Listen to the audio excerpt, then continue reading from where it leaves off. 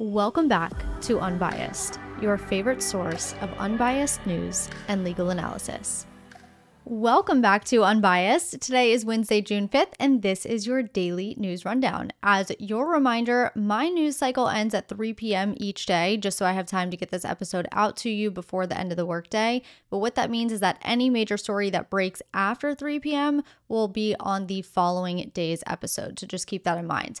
Of course, if you love the unbiased approach that this episode provides and you feel more informed after listening, please go ahead and leave my show a review on whatever platform you listen, share this show with your friends, and if you're watching on YouTube, please just go ahead and hit that thumbs up button and subscribe to the channel if you're not already. All of those things take under a minute and really help me out, so thank you very much. Without further ado, let's get into today's stories. We have to start this episode by making a small correction to yesterday's episode.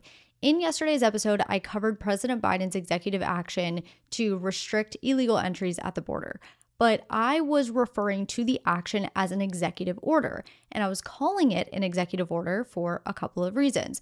First, because that's what all the news outlets are calling it. Second, because in my experience with executive orders, they're not immediately available for review, so the administration may announce it, but you may have to wait a day or two to actually access the document. So given that, I just took these news reports at face value, something I know is a risky game to play.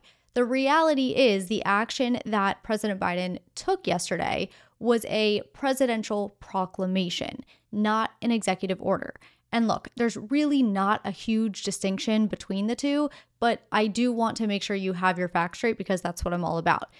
A presidential proclamation and an executive order differ in a couple of ways. They can be very similar, but they can also differ. First, an executive order has the force of law, and it directs other executive agencies to carry out certain tasks in accordance with federal law. A presidential proclamation, on the other hand, can have the force of law, but not always, and truthfully, most of the time they don't. And proclamations either direct executive agencies or individual private citizens to do something or refrain from doing something, but it's more so based on policy and not existing law. Presidential proclamations are usually used for celebrating days or celebrating weeks, proclaiming a national holiday, things like that. That's what they're most known for, but they can also have substantial legal weight.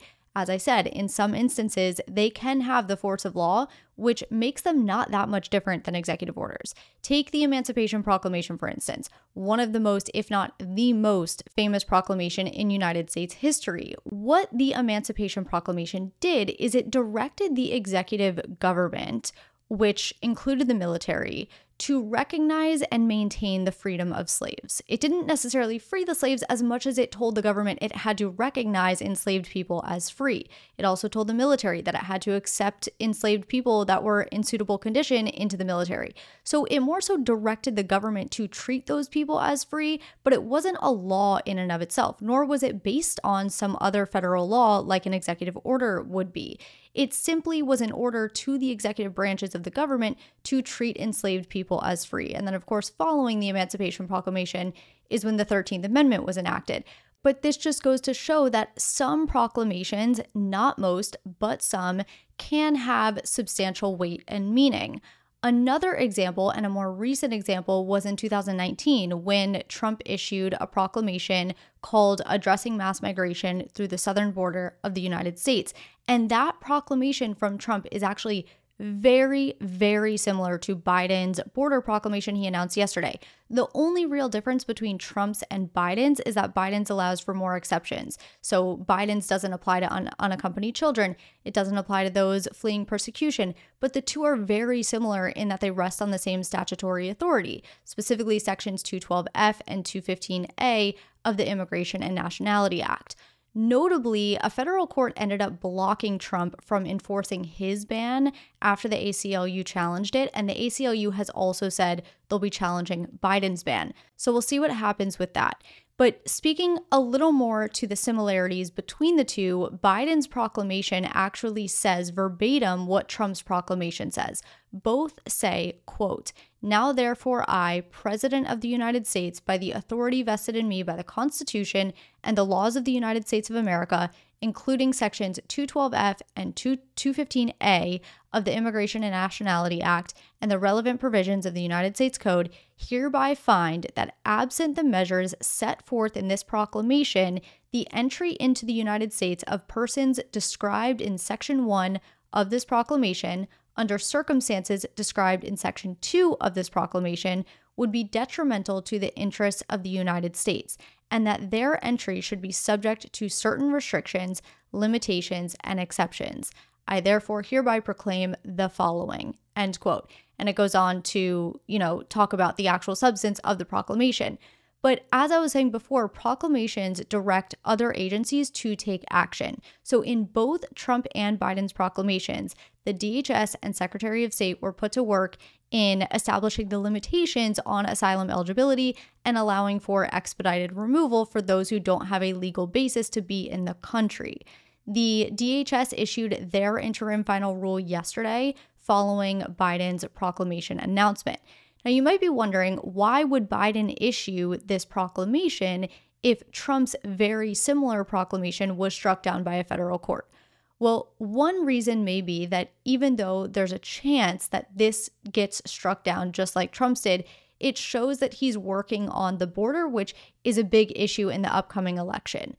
Another reason is that maybe he feels that his proclamation has a better chance at passing judicial review since his proclamation allows for more exceptions than Trump's did. And that's also a possibility. But regardless, as with anything, we're going to have to see how this plays out within the courts. So that is the deal with the proclamation. I just wanted to clear up any confusion because I honestly don't know why it was and still is being reported as an executive order. Yes, executive orders and proclamations are very similar in that they both direct executive agencies to carry out certain tasks, but they're also different enough to where the distinction should have been made. Again, executive orders typically direct other agencies as to how to carry out existing federal law, whereas proclamations, when they do direct agencies to do something, it's more so in accordance with policy set forth in the proclamation rather than existing federal law. So now you know, and hopefully that clears up any confusion. And now we can move on to a story out of Congress. The House voted yesterday in a 247 to 155 vote to sanction the International Criminal Court in light of its consideration of an arrest warrant for Israeli Prime Minister Netanyahu.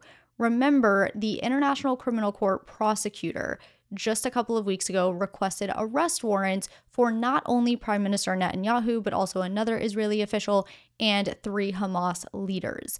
The panel of judges at the ICC has yet to rule on these requests, but in light of that request, some lawmakers here in the United States took issue with the Israeli government officials and Hamas leaders being treated as equal. So consequently, the House introduced this bill that would impose sanctions on any person, quote, engaged in any effort to investigate, arrest, detain, or prosecute any protected person of the United States and its allies, end quote. And those sanctions could include things like prohibiting, property transactions here in the United States, could include blocking visas, revoking visas, things of that nature. And it would apply not only to those at the ICC trying to investigate and prosecute, but also any member countries that were to make an arrest if the arrest warrants were issued. And given that that language only applies to protected people of the United States and its allies, it would not extend to the Hamas leaders, just Netanyahu and the other Israeli official. Most important to this conversation, though, this bill will likely die in the House, meaning the Senate probably won't take it up, and so nothing's going to happen with it, but it's worth mentioning nonetheless. The next story is an interesting story related to a federal jury bribe. It's not necessarily a story from today, it's from earlier this week on Monday. So currently ongoing is a federal trial for what prosecutors call the largest pandemic relief fraud scheme to date. 7 people are currently on trial for allegedly taking part in this $250 million fraud scheme through the Minnesota nonprofit Feeding Our Future. The nonprofit allegedly exploited funds from a federal child nutrition program during the pandemic to purchase personal items like cars, jewelry, travel, houses, things like that.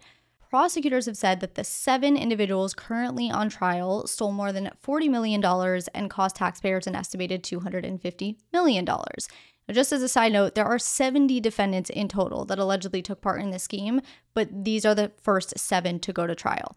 However, the more interesting storyline here, the more recent storyline, is that court documents now show that a juror in the case said she was given $120,000 in cash to acquit the defendants. The cash bribe was allegedly delivered to her house on Sunday, just a day before closing arguments were set to conclude on Monday. The story goes that this random woman showed up at the home of one of the jurors just before 9 p.m. on Sunday to make this delivery. It was a gift bag. Now, the juror wasn't home at the time, but a relative of the juror answered the door, and that's when this random woman handed the juror's relative a gift bag, saying it was a present for the juror, calling the juror by name, and told the relative to tell the juror to issue a not guilty verdict on Monday and more cash would come.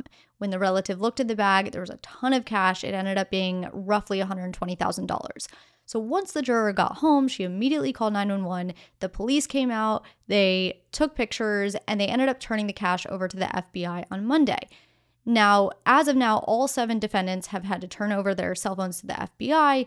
The FBI still has their phones. All 7 defendants were ordered into custody while the FBI investigates the situation and ultimately tries to figure out who's responsible, or at least who conspired with this random woman that delivered the cash. Whoever is responsible could face charges of bribery of a juror or influencing a juror, maybe both. Those would carry a maximum penalty of 15 years in prison. As far as court proceedings go, the juror at issue, the juror that was given the cash, was dismissed on Monday, and the judge ordered the jurors to be sequestered for deliberations. Then a second juror was dismissed on Tuesday because the second juror called a family member to tell the family member that they had been sequestered, and the family member responded, "Is it because of the bribe?" So the second juror ends up getting replaced with an alternate, and now the jury is currently in deliberations. What a story. Now, let's finish with some quick hitters. First, Boeing finally successfully launched Starliner, a spacecraft it's been attempting to launch for weeks now. Well, really years, if you look at the whole history of the launch. But after many, many setbacks, the 2 astronauts were able to make their way to space today. At this point, it's about 3 p.m. Eastern time on Wednesday. The astronauts still have about 20 hours left of travel time before they get to the International Space Station. In an update to the on-campus protests, which we haven't really heard much about recently, given that students are on summer break, but today, roughly 10 pro-Palestine protesters began occupying the building of Stanford University, which houses the offices of the university's president and the university's provost. At least one student spilled what is being reported as fake blood on the desk of the president as the students were demanding divestment, transparency, amnesty, all these things that we've seen in these protests. But about 2 hours after the protest started, the building was cleared. 13 people had been arrested, though the university said that extensive damage was done inside the building. The third quick hitter is that New York City's governor is indefinitely postponing congestion pricing. Congestion pricing was supposed to take effect at the end of this month and charge a $15 toll for cars driving south of 60th Street between 5 a.m. and 9 p.m. on weekdays. According to sources, the 2 reasons for the delay are economic and political. Apparently, the governor is worried that 1, Manhattan businesses have not fully recovered from the pandemic, and 2, that Democrats are facing difficult House races in the suburbs of New York City where the congestion plan is unpopular. And finally, the last quick hitter, Trump asked for his gag order to be lifted in the hush money case, arguing that the conclusion of trial meant that the gag order was no longer necessary. DA Bragg filed his own motion opposing Trump's request, arguing that the judge's gag order wasn't only put in place to protect the fairness of trial, but also based on the court's obligation to prevent harm to the integrity of the proceedings, to protect the orderly administration of the court, and to avoid risks to the administration of justice. So for those reasons, Bragg argued that it shouldn't matter that this trial is over. There is still a need for the gag order to be in place. Bragg said the order should remain in place until at least sentencing is over, but he recommends through the resolution of any post-trial motions as well. The judge has not yet ruled on that as of now. That could change by the end of the day, but as of now, 3 p.m., the judge has not ruled. That is what I have for you today. Thank you so much for being here. I hope you have a fantastic night, and I will talk to you tomorrow for the final news recap of the week.